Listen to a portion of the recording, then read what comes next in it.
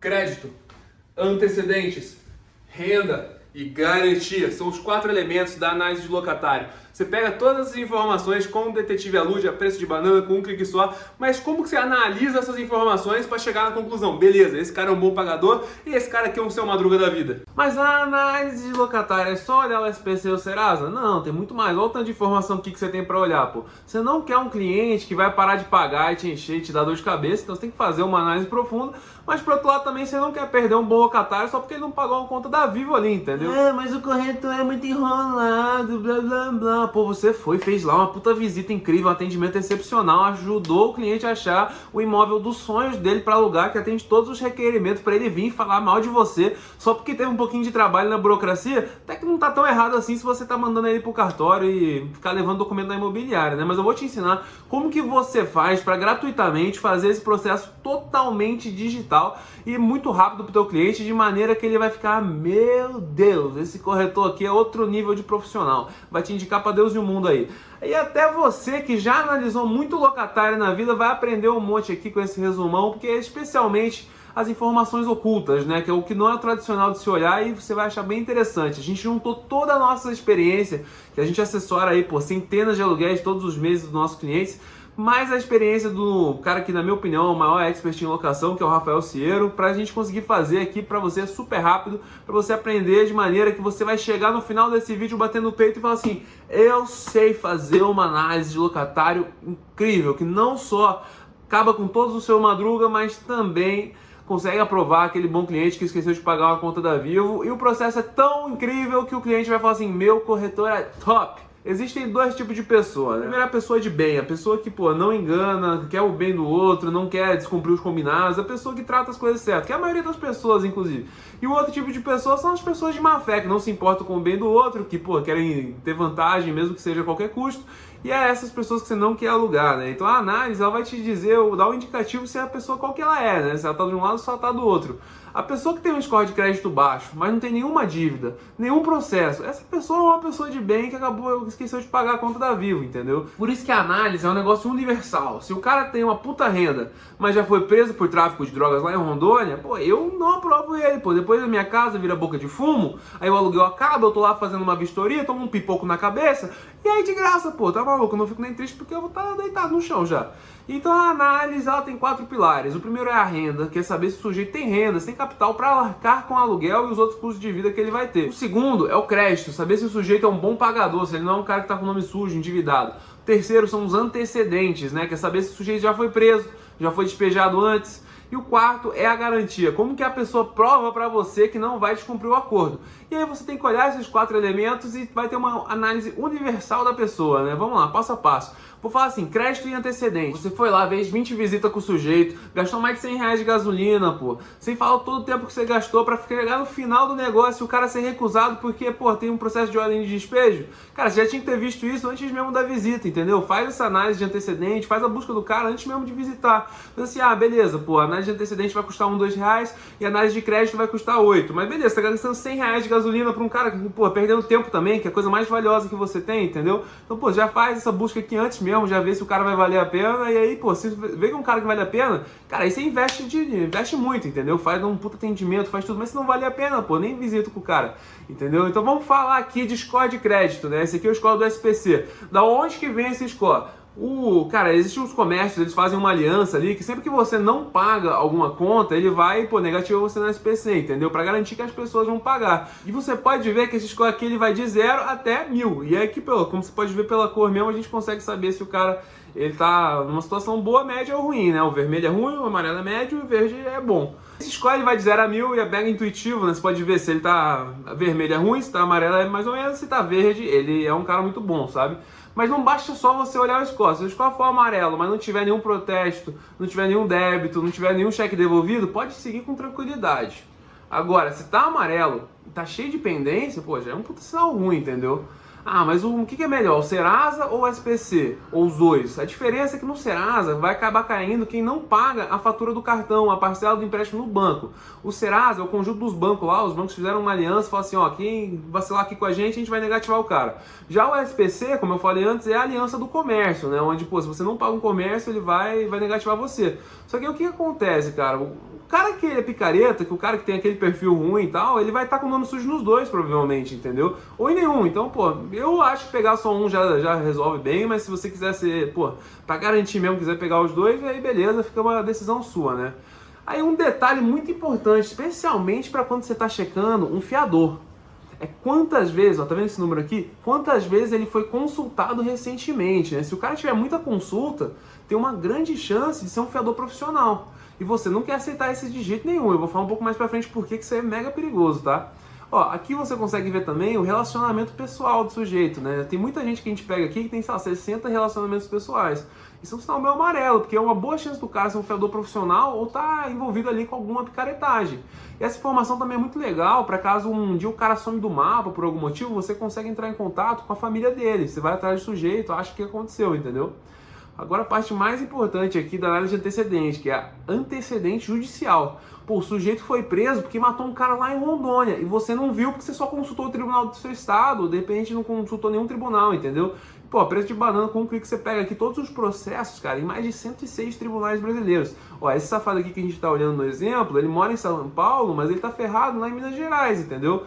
Mas assim, a pessoa ter muito processo não é necessariamente algo muito perigoso, entendeu? Nesse caso aqui, por exemplo, a maioria dos processos é porque o cara teve um acidente de carro, aí teve um monte de processos diferentes, seguradora, depois foi processado pelo cara. Em geral, assim, o cara não teve culpa, teve um acidente, pô, faz parte, não quer dizer que ele é uma pessoa ruim, entendeu? Então, em geral, se você for ver o cível, ele acaba sendo bem tranquilo, mas você consegue ver aqui em cada processo o que é cada processo, de onde que vem cada informação, entendeu? O que você tem que estar mais atento? Você tem que estar mais atento para o processo criminal, que como eu falei, imagina alugar uma casa para alguém, pô, e depois descobriu que a pessoa foi presa por homicídio, por tráfico de droga, entendeu? Outro que é muito perigoso é esse aqui, ação de despejo. Esse cara, ele já teve um histórico de não pagar aluguel. Tá maluco, eu não vou alugar para essa pessoa. Nesse caso aqui, a gente foi conferir com o cara e o cara falou assim, ah, mas é que eu era fiador do meu irmão e ele não pagou, tô nem aí, pô. O fiador devia ter pago por ele, eu não vou aceitar não. Esse aqui é um péssimo indicativo de pessoa de bem e pessoa de mal, entendeu? Você tem que analisar caso a caso, entender, pô, se aquela ação judicial indica que é uma pessoa com pouco respeito pela lei, aquele tipo de pessoa que eu falei mais cedo, entendeu? Como diria Safadão, eu protesto, eu acho que a gente deveria ter mais tempo sem caloteiro por perto. O cara foi e deu um calote no jardineiro dele, o jardineiro vai lá no cartório de protesto e cria um protesto contra a pessoa. Esse é um indicativo muito forte de que a pessoa não é uma boa pagadora, entendeu? O cara não foi lá e nem pagou nem o jardineiro. Se for um valor muito baixo, às vezes o cara só esqueceu de pagar alguma coisa, não sei, mas se for um valor alto no cartório de protesto, bicho, é um sinal mega vermelho. Histórico profissional. Aqui você consegue ter algumas empresas que o cara já trabalhou, não são todas, porque às vezes o cara trabalha no modelo PJ, às vezes não tá lá no site da Raiz, que é da onde a gente pega, mas é legal você também olhar o LinkedIn do sujeito, né? Ver, pô, onde o cara trabalha, quanto tempo que ele tá empregado, pô, quanto que tempo ele fica desempregado, se ele perde muito emprego dele e tal. Então você consegue ter uma noção boa se o cara, pô, é um cara que as empresas gostam ou não, sabe? Se o sujeito tá numa empresa há mais de 2 anos, pô, é bem provável que o emprego seja estável, pode seguir com tranquilidade, entendeu? Relacionamentos econômicos, de qual empresa esse sujeito aqui é sócio, porque isso é importante porque imagina o sujeito, ele é sócio de uma empresa falida, cheia de processo trabalhista, e não sei se você sabe, mas processo trabalhista não tem blindagem da pessoa jurídica, né? Então se o cara tá tomando um processo lá, vai pegar na física dele, né? Vai tirar dinheiro do bolso dele, não dinheiro da empresa, porque a empresa não tem, tá falida. Então é um negócio que é mega perigoso, porque pode acabar com a renda do sujeito, entendeu? E isso pode fazer com que ele não pague o aluguel, então é muito legal você estar olhando isso. Histórico de endereço, né? Onde que essa pessoa já morou? Cara, a gente pega a gente aqui com mais de 60 endereços, isso é um sinal mega amarelo, na minha opinião, porque o cara vai e fica se mudando de um monte de lugar, porque pô, ele tá fazendo alguma picaretagem, por que ele tá fazendo um cadastro no banco, nas contas da vida aí, com um monte de endereços diferentes, sabe? Pô, é meio perigoso isso daí. É meio perigoso, mas não precisa ficar muito alarmado também, né? Não quer dizer que pô, é o fim do mundo, o cara tem um monte de endereço, não vão alugar pra ele. Não, só pergunta pro cara por que ele muda muito de endereço, o que é aquilo, e aí você vai ter uma resposta, se você achar estranho, daí já fica mais preocupado. Agora, na análise de renda, né? Cara, tem muita gente que é muito sem noção, né? Às vezes ganha um salário de 4 mil por mês, bruto, e pensa assim, vou morar num lugar legal e eu economizo no resto. E aí tenta pegar um aluguel de 2.500. Porque, pô, é mais de metade do salário, se tirar imposto, pô, é grande parte. E depois faz que nem eu, que fica pedindo delivery, e chega no fim do mês, não tem dinheiro para pagar. Aí empresta um pouquinho aqui, um pouquinho ali, daqui a 4 meses já está afundado em dívida e não consegue mais pagar o aluguel. Graças a Deus não é o meu caso, mas peço muito delivery. Então a regra é clara, né? O pacote todo de locação, ou seja, aluguel, condomínio, IPTU, tem que ser no máximo 30% da renda do sujeito, entendeu? Da renda mensal do sujeito. E detalhe, tá? 30% da renda comprovada. Você tem que pegar o comprovante e ver qual que é a renda mensal do sujeito, né? No caso do CLT, por exemplo, você pega o lerite dos últimos 3 meses. Se o sujeito for autônomo, o mais confiável é pegar o extrato bancário dos últimos 3 meses. Quando for olhar o extrato, fica de olho não só nas entradas, mas também na saída, pô. Imagina o sujeito tem uma entrada de 5 mil todo mês, mas todo mês ele deposita 2 mil para alguém, entendeu? O Rafael Cero contou uma história onde o cara, pô, era designer, recebia 10 mil por mês, só que, pô, primeiro dia de todo mês, recebeu os 10 mil, ele já mandava 6 mil pros assistentes dele, então acho que era alguma coisa assim, todo mês. Então a renda do cara não era 10, era 4. Ah, mas se o cara entrou no emprego há menos de 3 meses, ele não tem, pô, 3 olerite, ou ele começou a ter a renda agora, aí beleza, cara, ó, vou te dar uma dica, pega lá no quinto andar, o que eles pedem? O quinto andar é muito bom de fazer essa análise, porque eles fazem aluguel sem garantia, né, então eles se importam muito com isso. Então eles têm lá toda a documentação que você deveria pedir caso a caso. Um negócio que eu vejo algumas imobiliárias pedindo muitas vezes é o imposto de renda. Eu não sou muito fã de pedir o imposto de renda, por quê, né? Porque o que acontece? Se você pede o imposto de renda e por algum motivo você é hackeado, você perde o imposto, alguma coisa, cara, isso é um negócio que chama quebra de sigilo fiscal, porque o hacker vai estar tendo acesso ao imposto de renda de alguém. E, pô, isso aí é crime, cara. Pode dar um processo bizarro isso, você vai, pô, tomar uma multa muito grande. E outra coisa que é muito, cara, mega invasão de privacidade, né? Você diz, cara, me manda seu imposto de renda e tal. O extrato bancário já é um pouquinho, mas, pô, faz parte, não tem o que fazer. Agora, pô, imposto de renda eu acho puxado. Como que você faz para coletar esses documentos sem ser muito chato pro locatário, né? Cara, nem pensa em mandar ele trazer os documentos no seu escritório, sabe? Pô, puta negócio chato. O mais básico é você pedir pelo WhatsApp, pelo e-mail e tal, deixa enviar digitalmente. O mais avançado é isso daqui, ó. Você consegue ter um sistema onde ele consegue mandar todos os documentos de maneira muito mais profissional. Daí o locatário já fica assim, caramba, esses caras são profissional mesmo, hein? Os caras são tecnológicos, interessante. Tem mais chance do cara te indicar porque ele vai ter uma percepção maior de autoridade de você, entendeu? Ele vai confiar mais no seu trabalho, falar assim, pô, esse cara sabe o que ele tá fazendo. E a coisa legal também é que, pô, a gente pega esses documentos aqui e já passa um antivírus nele para garantir que não vai ter um vírus que vai acabar com o teu computador, perder tudo essas coisas. E a outra coisa muito legal é que já fica salvo, organizadinho na nuvem, entendeu? Então se você precisar recuperar esse documento qualquer dia, é só você vir entrar aqui no sistema e pegar ele, vai estar aqui salvo. E o mais legal é que esse produto aqui ele é gratuito, né? Então realmente não tem por que você não usar. Agora vamos falar de garantia, pô. O cara tá com uma ficha meio estranha, mas nada muito alarmante ainda. Se o cara tiver uma garantia muito forte, você consegue aprovar ele, entendeu? Qual que é a melhor garantia para todos os envolvidos? Cara, sem dúvida é o seguro fiança. Ah, mas seguro fiança é muito caro. Ó, passou a surpresa, eu fiz um seguro nesse apartamento aqui que eu tô agora e é 4% do valor do aluguel, só. Eu achei mega tranquilo, cara. E honestamente, o que acontece? Por que é muito bom, né? Primeiro, se a seguradora aprovou, pode ir sem medo, porque a seguradora, o trabalho dela é aprovar, é calcular risco, ver se faz sentido, se não faz sentido. Então mesmo que esteja um sinal mega amarelo e tal, se a seguradora aprovou, pode ir. Porque até porque, se o cara não pagar, a seguradora vai pagar pra você.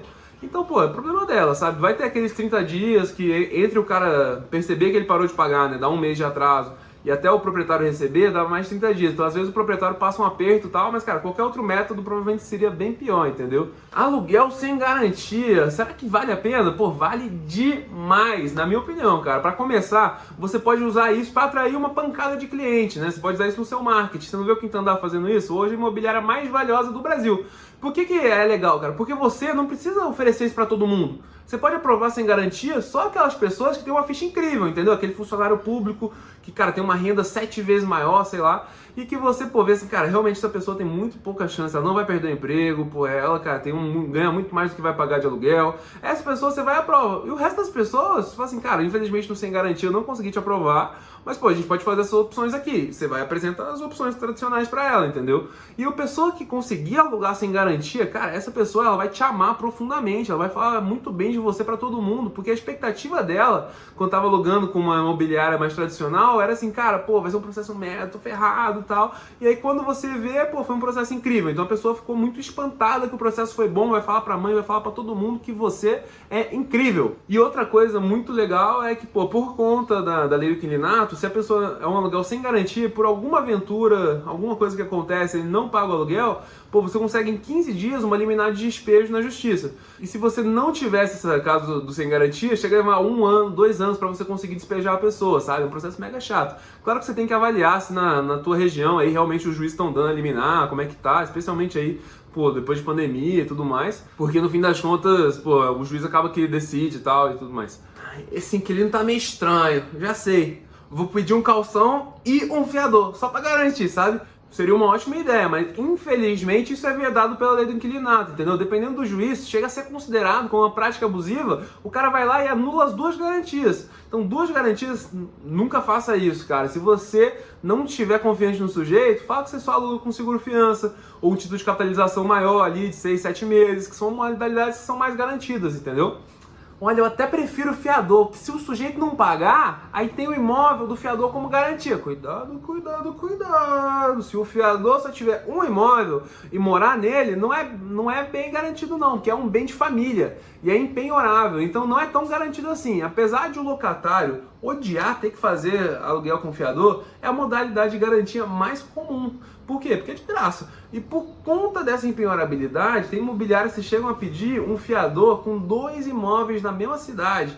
E faz sentido isso? Olha, 2 imóveis faz. Na mesma cidade acaba sendo mais geralmente para não ter que perseguir o cara lá em Rondônia, sei lá, entendeu? Mas o que acontece é que, 2 imóveis faz sentido se o cara tiver com uma ficha meio ruim e tal, e for o único jeito mesmo, aí talvez faça sentido mesmo, sabe? Ah, o fiador tem 2 imóveis, agora eu tô garantido. Ainda não, cara. Do mesmo jeito que você fez a análise de ficha e renda do locatário, você também tem que fazer a mesma análise do fiador. Porque a garantia do fiador não é, se ele não pagar, eu penhoro o imóvel e pronto. Pô, penhorar imóvel, meu querido, demora bastante, viu? Até lá o teu proprietário já te odeia, já, pelo tanto que demorou. A garantia do fiador é, se o inquilino não pagar, o fiador paga, porque o fiador não quer ter o imóvel dele penhorado. Mas se o fiador também for um picareta, você vai ter uma dor de cabeça danada, bicho. E o picareta supremo é o que eu falei mais cedo, que é o conhecido fiador profissional, ou seja, o sujeito que cobra ali R$500 para ser o fiador de alguém. O que esses caras fazem? Pô, eles vão lá, compram um imóvel, colocam esse imóvel de garantia de 100, 200, 300 contatos, vendem o imóvel e desaparecem do mapa, deixando a imobiliária como? Largada das traças sem garantia. Então, como eu falei mais cedo, dá para pegar isso facinho ali na nossa ficha de análise, você consegue ver quantas vezes o cara consultou, foi consultado recentemente, você consegue ver isso aí de relacionamento pessoal, então você consegue ter uma noção boa já, sabe? E para fechar, é muito importante que você, agora que você entende essa ficha, você tem todos os dados dela, você tem uma opinião formada, você chegue pro proprietário e mostre essa ficha. Ele vai ver essa ficha bonitona, vai ficar assim, nossa, profissional, vai aumentar a tua chance de ser indicado, que vai criar mais autoridade.